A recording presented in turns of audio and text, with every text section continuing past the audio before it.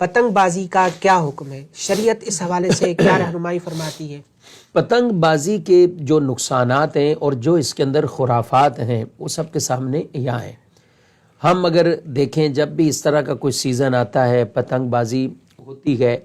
اور اس کے اگلے ہی دن آپ دیکھیں یا اس دن ہی آپ کو اخبارات میں، سوشل میڈیا پہ ایسی کئی خبریں مل جاتی ہیں کہ فلاں جگہ پر یہ معاملہ ہو گیا، کسی کو ڈور چلی تو جان سے چلا گیا، کسی ڈور کی وجہ سے بجلی کے آپس میں کنیکشن اور تاریں ٹکرائیں کہ جن کی وجہ سے آگ بھڑک اٹھی اور کتنے کتنے بڑے بڑے نقصان ہو گئے، کسی کی فیکٹری جل گئی، کہیں آگ لگی تو کچھ اور نقصان ہوا۔ تو پتنگ بازی اس کے اندر مال کا بھی ضیاع ہے، اس کے اندر جان کا بھی ضیاع، اور اس میں وقت کا بھی ضیاع، اور اس کے اندر دیگر اور کئی طرح کی بے حیائی اور فضول کام اور ناجائز کام۔ اب تو لوگ پتنگ بازی کرنے والے ساتھ اور بھی ایسے میوزیکل پروگرام کا وہ ارینج کر کے رکھتے ہیں، پتہ نہیں کون کون سی خرافات کے اندر پڑ گئے۔ تو یہ شرعاً بھی جائز نہیں ہے اور قانوناً بھی اس کے اوپر یہ پتنگ بازیاں یہ جرم ہے،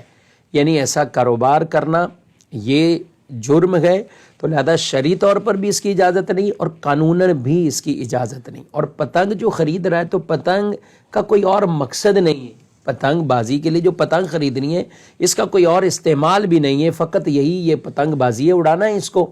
تو اس لیے ہمارے علماء کرام نے، مفتیان کرام نے باقاعدہ یہ فتویٰ شرعی طور پر بھی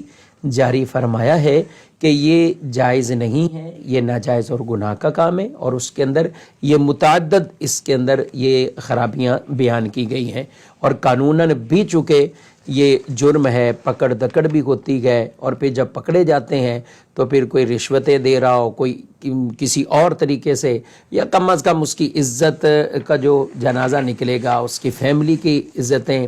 اور طرح طرح کی ذلتوں کا گویا کہ ان کو سامنا کرنا پڑتا ہے۔ تو لہذا شریعت ہمیں بالکل ان کاموں کی اجازت نہیں دیتی کہ جن کی وجہ سے کسی کی عزت پر کوئی حرف آئے یا مال اور رشوت کی صورتیں پیدا ہوں۔ تو ان کاموں کی بالکل شرعاً جائز، ان کاموں کی شرعاً اجازت نہیں ہے، لہذا مروجہ یہ پتنگ بازی بالکل ناجائز اور حرام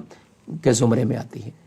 اس سے ضرور مسلمانوں کو بچنا گئے۔ میں کہتا ہوں اتنے لوگ، کئیوں کے جوان جوان بچے یہ ڈور کی زد میں آ کر وہ چلے گئے، کئی ایسے جن کے ایکسیڈنٹ ہو جاتے ہیں، جان تو بچ گئی لیکن ظاہر ہے جب بائک پہ جا رہا ہے اور اسے ڈور چلے گی تو اس کا پتہ نہیں کتنا حصہ کٹ جاتا ہے، کئی زخمی ہو جاتے ہیں، جب وہ گرتے ہیں تو پتہ نہیں کس حالت میں۔ اسی طرح فیملیز جا رہی ہوں، بچے جا رہے ہوں، تو آپ ذرا غور کریں کہ کتنے اس میں جانی نقصان بھی ہے، مالی نقصان بھی ہے اور وقت کے ضیاع بھی ہیں۔ لہذا ایک مسلمان کو بالکل بھی اس فضول اور ناجائز کام کے اندر کبھی بھی نہیں پڑنا چاہیے۔